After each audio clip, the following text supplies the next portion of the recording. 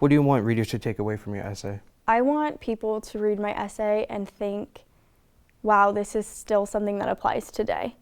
I talk a lot about the role of woman versus the role of man, and I think that that's something that can still be applied today.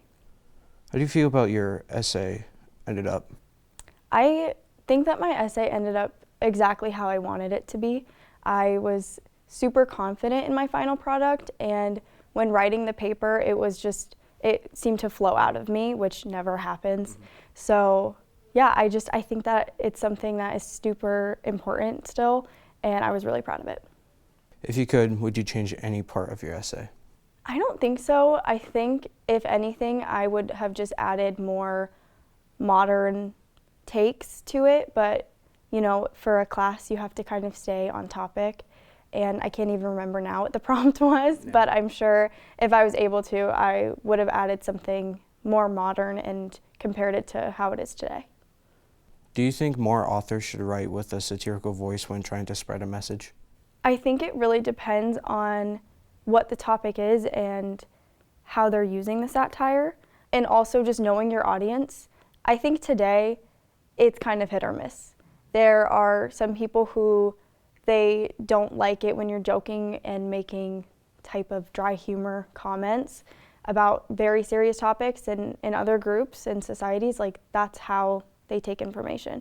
So I think if an author was wanting to, they have to know what their audience is and what they like.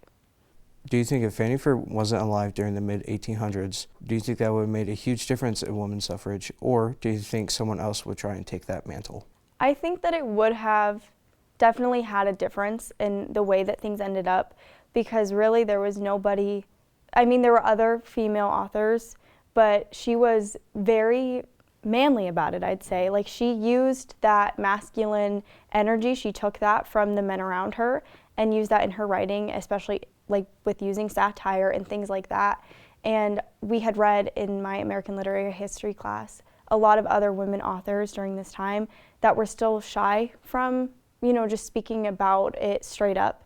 And I think in using satire to criticize men, so using the voice of a man to criticize men, like, I think that that was something that really did hold power to it. So I think that if she was not alive, it would still be, not right now, today, but I think going forward through that suffrage movement, it would have still been quiet for women. You think it would just take more time to... Yeah, to get there. Do you think anytime in the near future as a society we could put gender norms aside? I hope so. I think we've done a really good job moving away from that, especially, you know, living in the year 2025 in the US. I think that we have a lot more freedom and a lot more equality, but there are other countries that don't have that same freedom. So I think focusing our energy toward those other countries when it comes to gender norms and inequality would be our next step. What would be, you think, the first main step?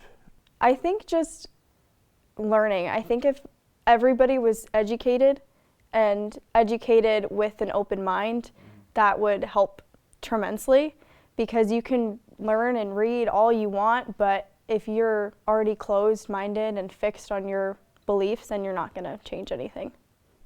With Fanny Fern's writing calling out hypocrisy in the 1800s, do you believe in our world today we need more powerful voices like hers calling out the hypocrisy of individuals, not just in the feminism sphere? Yes, 1,000% yes. I think if you have a voice and you have a platform, then you should use it. And even if it's not in that satire way that she had used, if it was just straight up, I think that it is important to hold people accountable for their actions, and especially in the world that we live in, there's a lot of controversy all the time. So I always love it when a big celebrity uses their platform to be like, hey, this is wrong. Like, hey, this is happening.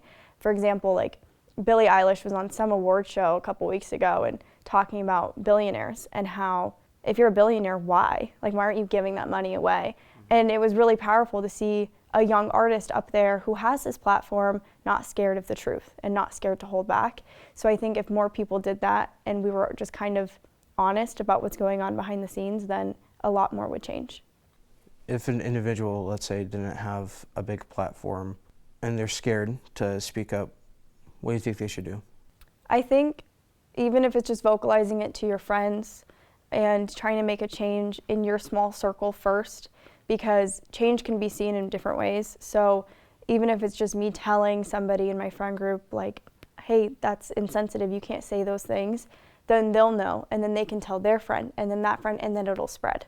So I think just starting with your small circle of friends and learning together is a great thing. And even writing, like, I think it was really cool how she used Sarah Willis Parton, the author that I talk about, used a pseudonym to protect her identity and her family to get these ideas across. And I think that even today, that's still something that would be possible. Especially as a woman author myself and somebody who had the opportunity to go to college and write, that being able to look back on things weren't always this way. And it was really cool to be grateful for that and learn about the experience that it took for other women to get me to where I was today. So even if people are worried, I think that they should always just, take that leap of faith and try it out.